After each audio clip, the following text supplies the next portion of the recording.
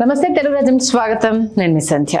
కరవమంటే కప్ప కోపం, విడవమంటే పాము కోపం అన్నట్లుగా ఉంది ప్రస్తుతం పాపం మన ఏపీ సీఎం చంద్రబాబు పరిస్థితి.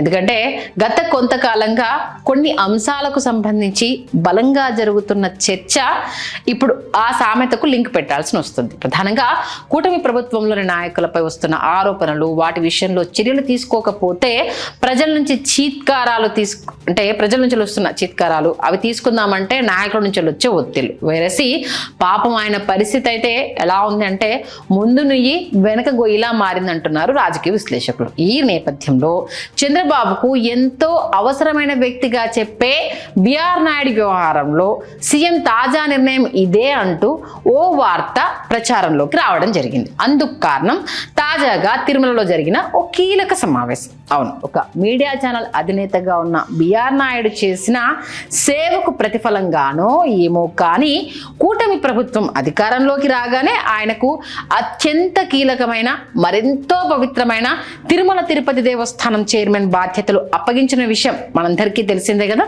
దాంట్లో చంద్రబాబు కీ రోల్, ఆయనను అక్కడ కూర్చోబెట్టాలన్న డెసిషన్ తీసుకుంది ఆయన అన్న విషయం మనందరికీ తెలిసిందే కదా. ఆ సమయంలో ఆ పోస్ట్ కోసం ఎంతో తీవ్రమైన ఒత్తిడి, పోటీ ఉన్నప్పటికీ ఆ రేసులో మేధావులు, సీనియర్లు, ఐఏఎస్లు, ఐపీఎస్లు ఇంతమంది ఉన్నా కూడా చంద్రబాబు నాయుడు గారు అటు బిఆర్ నాయుడికి ఓటు వేశారు, ఆ పీఠంలో కూర్చోబెట్టారు. ఆ సమయంలో మరో మీడియా సంస్థ అధినేత సైతం ఆ పదవి కోసం పోటీ పడినా కూడా ఆ రేసులో బిఆర్ నాయుడే బలంగా పరిగెత్తి గెలిచారు అని అందరికీ తెలిసిన విషయమే. కట్ చేస్తే ఓ షాకింగ్ వీడియో ప్రస్తుతం తెరపైకి వచ్చింది. ఆ వీడియోలో ఎంతో పవిత్రమైన తిరుమలలో స్వయంగా టీటీడీ చైర్మన్ అయిన బిఆర్ నాయుడు గారు మరో మహిళతో సాన్నిహిత్యంగా ఉన్నట్లు, ఇందులో భాగంగా ఆమెను దగ్గరికి తీసుకోవడం, చేతులు వేయడం వంటి దృశ్యాలు కనిపించిన విషయము అవి ఏ రేంజ్లో మీడియాలో సర్క్యులేట్ అయ్యాయి. ఆయన వచ్చి వివరణ ఇచ్చే అటు వరకు వెళ్ళింది. ఆ తర్వాత ఇది మార్ఫింగ్ అంటూ ఆయన తరపున వకాలు తప్పించుకున్న వాళ్ళు ఇది కేవలం బిఆర్ నాయుడు ప్రతిష్టను దెబ్బతీయడానికే దుష్ప్రచారం చేశారు అంటూ తెరతీశారు. దానికి బిఆర్ నాయుడు గారు వివరణ ఇచ్చారు. అవును, మేము 30 ఏళ్లుగా కలుసుకొని ఉన్నాము, మేమంతా ఫ్యామిలీ ఫ్రెండ్స్, ఫ్యామిలీ ఫ్రెండ్స్ తోటి వెళ్ళి కలవద్దా, ఫ్యామిలీ ఫ్రెండ్స్ తోటి మీట్ అవ్వద్దా అంటూ బిఆర్ నాయుడు గారు వివరణ ఇచ్చిన విషయం కూడా గుర్తుంది కదా.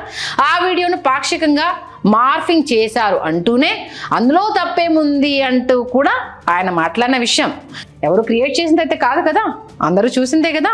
అసలు ఆ వీడియో బయటకు ఎలా వచ్చింది, ఎవరు దీన్ని మార్ఫింగ్ చేశారు, అది మార్ఫ్ చేసిన వీడియోనా లేక నిజంగానే ఎవరైనా దాన్ని రికార్డ్ చేశారా అన్న అంశాలపై అయితే ఇప్పటి వరకు కూడా ఎలాంటి క్లారిటీ లేదు. ప్రస్తుతం కూడా ఈ అంశాన్ని గవర్నమెంట్ అయితే చాలా లైట్ తీసుకుంది.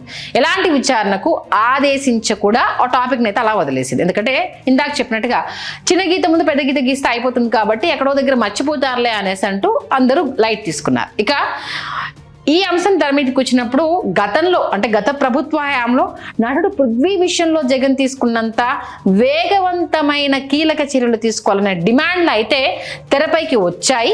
కానీ బాబు గారు ఏ కోసానా స్పందించలేదు. ఇంత జరిగినా, ఎన్ని విమర్శలు వచ్చినా సీఎం చంద్రబాబు గారు ఈ వ్యవహారంపై ఎందుకు స్పందించలేదంటారు? సనాతని డిప్యూటీ సీఎం పవన్ కళ్యాణ్ తిరుమల పవిత్రతపై ఎందుకు మాట్లాడలేదంటారు? అప్పటి నుంచి ఇప్పటి వరకు నిత్యం కొండకు వెళ్ళి వస్తూనే ఉన్నారు, అనేక కార్యక్రమాలు జరుగుతూనే ఉన్నాయి. తన టీవీ ఛానల్లో పనిచేసే స్టాఫ్తో చెప్పే బిఆర్ నాయుడు లో ప్రొఫైల్ మెయింటైన్ చేయడం ప్రెసెంట్ అయితే మొదలుపెట్టారు. కట్ చేస్తే తాజాగా తన మనవడు నారా దేవాంశ్ పుట్టినరోజు సందర్భంగా భార్య, కుమారుడు, మనవడితో కలిసి శుక్రవారం తిరుమలకు వెళ్లారు సీఎం చంద్రబాబు గారు. అదందరికీ తెలిసిన విషయమే కదా. ఈ క్రమంలో వెంగమాంబ అన్నప్రసాద కేంద్రంలో భక్తులకు చంద్రబాబు కుటుంబం స్వయంగా ఎవ్రీ ఇయర్ దేవాంశ్ బర్త్డే రోజు ఇది జరుగుతూ ఉంటుంది, ఆయన స్వయంగా వడ్డించారు. దేవాంశ్ పేరుతో ఒక రోజు అన్నదాన వితరణకు 44 లక్షల రూపాయల విరాళాన్ని అందించారు. తిరుమలలో కమాండ్ కంట్రోల్ సెంటర్ను ఆ తర్వాత వెళ్ళి చూసి వచ్చారు.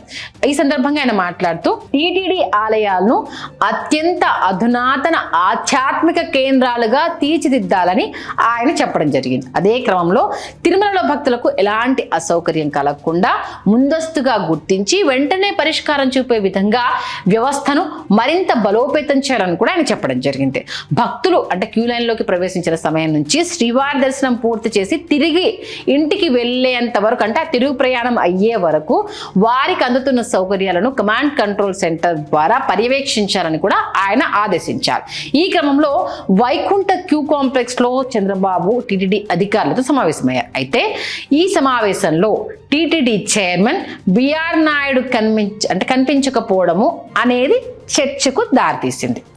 సాధారణంగా అయితే తిరుమలకు వెళ్ళిన ముఖ్యమంత్రి నిర్వహించే సమావేశంలో ప్రధానంగా అయితే టీటీడీ చైర్మన్ కీలకంగా ఉంటారు అన్న విషయం సామాన్యుడికి కూడా తెలిసింది. అయితే ఇటీవల జరిగిన ఈ పరిణామాల నేపథ్యంలోనే తాజాగా సీఎం నిర్వహించిన ఈ సమావేశంలో ఈవో రవిచంద్ర, అలాగే సీఎం కార్యదర్శి Pradyumna, TTD additional EO Venkaiah Chowdary, CVSO Muralikrishna మాత్రమే పాల్గొన్నారు. కానీ వాళ్లలో టీటీడీ చైర్మన్ ఎక్కడా కనిపించలేదు. దీంతో ఓ చర్చ అయితే మొదలైంది. ఇందులో భాగంగానే సీఎం నిర్వహించిన సమావేశంలో టీటీడీ చైర్మన్ ను ఉద్దేశపూర్వకంగానే పక్కన పెట్టారా, లేక బిఆర్ నాయుడిని పొమ్మలేక చంద్రబాబు ఇలా దూరం పెట్టారా, అది కాకపోతే జనం ఆ విషయం నుంచి బయటికి వచ్చే వరకు ఈయనని తెర మీదకి తేవకుండా ఉంటే ఎంతో కొంత డ్యామేజ్ ను కంట్రోల్ చేసుకోవచ్చు అనేమన్నా బాబు అండ్ కో భావించారా అంటూ ఇలా రకరకాల అభిప్రాయాలు అయితే ప్రస్తుతం తెర మీదకి వస్తున్నాయి, వినిపిస్తున్నాయి. ఈ నేపథ్యంలోనే ఆయన ఎందుకు రాలేదు అన్నది చర్చ. ఇక అటు తిరుమలలో ముఖ్యమంత్రి చంద్రబాబు నాయుడు నిర్వహించిన తాజా సమీక్ష సమావేశంలో టీటీడీ చైర్మన్ బిఆర్ నాయుడు కనిపించకపోవడం కేవలం అయితే యాదృచ్ఛికం కాదు, ఆయన మీద నెగిటివిటీ అవుతోంది. కాబట్టి ఈ విషయంలో అది టీడీపీ పైన అప్రతిష్ట పాలు వస్తుంది అని భావిస్తున్నట్లుగానే అర్థం చేసుకోవాలి. ఇది కేవలం షెడ్యూల్ ప్రాబ్లం అని కొట్టిపారేయడానికి వీల్లేని పరిస్థితి. అంటే ఆయన ఒక ఛానల్కి అధినేత, బిజినెస్ మ్యాన్, చాలా రకాల అవి ఉంటాయి. కాబట్టి ఈ నేపథ్యంలో ఆయన రాలేదు అనుకోవడానికి అయితే లేదు. ఎందుకంటే సీఎం సమావేశంలో ఉన్నప్పుడు టీటీడీ చైర్మన్ ఎంత కీలకం అనేది విషయం మనందరికీ తెలిసిందే. కాబట్టి ఎందుకంటే గతంలో చిదరవాడ కృష్ణమూర్తి కావచ్చు, పుట్టా సుధాకర్ యాదవ్ వంటి వాళ్ళు చైర్మన్ గా ఉన్నప్పుడు కానీ, వైఎస్ఆర్సీపీ హయాంలో వైవి సుబ్బారెడ్డి కావచ్చు, భూమన కరుణాకర్ రెడ్డి లాంటి వాళ్ళు పదవిలో ఉన్నప్పుడు కానీ, ముఖ్యమంత్రి కొండపైకి వస్తే చైర్మన్ పాత్ర అత్యంత కీలకం అనేది అందరికీ తెలిసిందే. ప్రోటోకాల్ ప్రకారం అయితే సీఎం పక్కనే చైర్మన్ ఉండడం, ఆలయ విశేషాలు, భక్తుల సౌకర్యాల గురించి వివరించడం దశాబ్దాలుగా కొండపైన వస్తున్న ఆనవాయితీ. ఇక అటు చంద్రబాబు కుటుంబం తిరుమల కొండకు చేరుకున్నప్పటి నుంచి బిఆర్ నాయుడు సీఎం కుటుంబంతో కలిసి వివిధ కార్యక్రమాల్లో పాల్గొన్నప్పటికీ ఆ ఫోటోలు బయటకు రానియకుండా టీడీపీ జాగ్రత్తలు తీసుకున్నట్లు కూడా గుసగుసలు వినిపిస్తున్నాయి. అదే ఎలా సాధ్యమయ్యింది అనేది ఇప్పటికీ అర్థం కాని ప్రశ్న. ఎందుకంటే మీడియా ఇన్ని కళ్ళతో చూస్తూ ఉన్నప్పుడు వ్యక్తిగతంగా కూడా ఫోటోలు తీయడానికి ఆల్మోస్ట్ ఆల్ అదంతా జరుగుతున్నప్పుడు ఎక్కడ ఆయన కనిపించకపోవడం వెనుక ఈ లోగుట్టేంటి అనేది అర్థం కావట్లేదు అనేది ఇంకో ప్రశ్న. అటు సీఎం కుటుంబ సభ్యులు కావచ్చు, బిఆర్ నాయుడుతో అంటీ ముట్టనట్లుగా వ్యవహరిస్తూ దూరం పెట్టారని అటు టీడీపీ సోషల్ మీడియా పేజీల్లో, ఇటు టీవీ ఛానల్లో ఆ విజువల్స్ను కావాలని అవాయిడ్ చేస్తున్నారనే చర్చ అయితే ప్రస్తుతం జరుగుతోంది. ఇటీవల టీటీడీ చైర్మన్ బిఆర్ నాయుడుకి సంబంధించి బయటకు వచ్చిన వీడియో, దానిపై ఆయన ఇచ్చిన వివరణ సోషల్ మీడియాలో పెద్ద చర్చనైతే లేపాయి. పవిత్రమైన తిరుమల క్షేత్రంలో ఇలాంటి ప్రవర్తన ఏంటి అంటూ విపక్షాల నుంచే కాకుండా సామాన్యుల నుంచి కూడా కొన్ని నిరసనలు అయితే వ్యక్తమయ్యాయి. ఈ తరుణంలో ఆయనతో కలిసి వేదిక పంచుకుంటే ఆ నెగటివిటీ ఇంపాక్ట్ తన ప్రభుత్వంపై పడుతుందని అటు బాబు గారు భావించినట్టుగా ప్రస్తుతం అయితే అర్థమవుతుంది. అందుకే బిఆర్ నాయుడిని పక్కన పెట్టడం ద్వారా తప్పు చేసిన వారిని ప్రోత్సహించను, కనీసం వారితో వేదిక పంచుకోను అనే సంకేతాన్ని బాబు ఇవ్వదలుచుకున్నారా అనే ప్రశ్నలు అయితే ప్రస్తుతం ఎదురవుతున్నాయి. ఇక మరోవైపు వైఎస్ఆర్సీపీ సోషల్ మీడియా విభాగం ఈ వీడియోను ఆయుధంగా చేసుకుని కూటమి ప్రభుత్వంపై అయితే విరుచుకుపడుతుంది. గతంలో నటుడు పృథ్వీ విషయంలో జగన్ తీసుకున్న కఠిన చర్యలను వారు ఉదహరిస్తూ బాబు ఎందుకు మౌనంగా ఉన్నారు అంటూ ప్రశ్నిస్తున్నారు. ఈ ట్రోలింగ్ వల్ల ప్రభుత్వం పైన పడుతున్న మచ్చను తుడిచేయడానికి తిరుమల పర్యటనలో చైర్మన్ ను దూరంగా ఉంచారనేది మాత్రం స్పష్టమవుతోంది. అటు ముఖ్యమంత్రి ఫ్యామిలీతో కలిసి వెళ్లే కార్యక్రమాల్లో ఇలాంటి వివాదాస్పద వ్యక్తులు పక్కన ఉంటే అది మరింత నెగిటివిటీ పబ్లిసిటీకి దారితీస్తుందని బాబు భావించారా అనే ప్రశ్నలు కూడా ఉత్పన్నమవుతున్నాయి.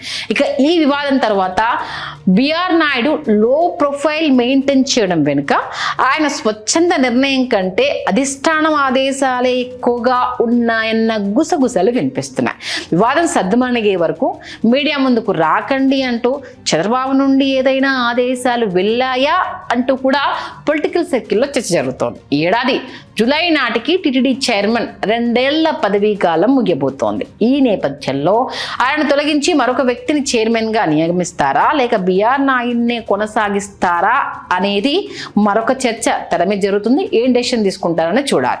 ఏదేమైనా ఈ అంశంలో టీడీపీ మౌనం వహించడం ప్రతిపక్ష వైసీపీకి అయితే ప్రధాన అస్త్రాన్ని అప్పనంగా వాళ్ళ చేతిలో పెట్టినట్టయితే అయ్యింది. ఏది ఏమైనా తిరుమలలో సీఎం చంద్రబాబు నిర్వహించిన కీలక సమావేశంలో టీటీడీ చైర్మన్ హాజరు కాకపోవడము అటు కొండపైన ఇటు కొండ కింద కూడా తీవ్ర చర్చనీయాంశంగా అయిపోయింది. దీనిపై ఎవరి నుంచైనా ఎలాంటి వివరణ అయినా వస్తుందా లేక వ్యూహంలో భాగంగానే మౌనంగానే ముందుకు వెళ్తారా అనేది వేచి చూడాలి. ఇందాక చెప్పినట్టుగా ఇంకా ఎలాగో జూలైలో అంటే ఇంక 3 నెలలు ఆయన పదవీకాలం ముగుస్తుంది.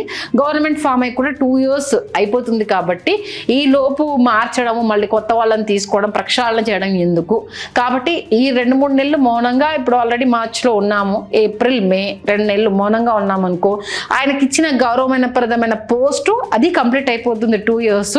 ఇన్ కేస్ అప్పటి వరకు ఎవరు ఏమి చెప్పకపోతే ఆయనని కంటిన్యూ చేస్తారా వద్దులేండి మళ్ళీ మీరు తెర మీదకి వచ్చారంటే ఇవన్నీ తెర మీదకి వస్తాయి వాళ్ళకి కష్టం ఇచ్చినట్టు అవుతుందంటూ ఇంకొకరి పేరుని తెర మీద తీసుకొస్తారన్న ఇంట్రెస్టింగ్ చర్చ కూడా జరుగుతుంది. మొత్తానికి అటు బిఆర్ నాయుడు గారు గైర్హాజరుతో మరొకసారి ఈ చర్చ వచ్చినా కనిపించకుండా జాగ్రత్త పడ్డారన్న మరో చర్చ. ఇది ఏ తీరం చేరుతుందో చూడాలి. హలో, తెలుగు రాజ్యం ఛానల్ చూస్తున్నారా? సామాజిక రాజకీయ జీవన చిత్రణే తెలుగు రాజ్యం. అతిశయోక్తులు అసత్యాలు ఉండవు. రాజకీయ కోణం కాదు, ప్రజా కోణమే కొలబద్ద. తెలుగు రాజ్యం వీక్షణ మీ ఉత్తమ అభిరుచికి నిదర్శనం.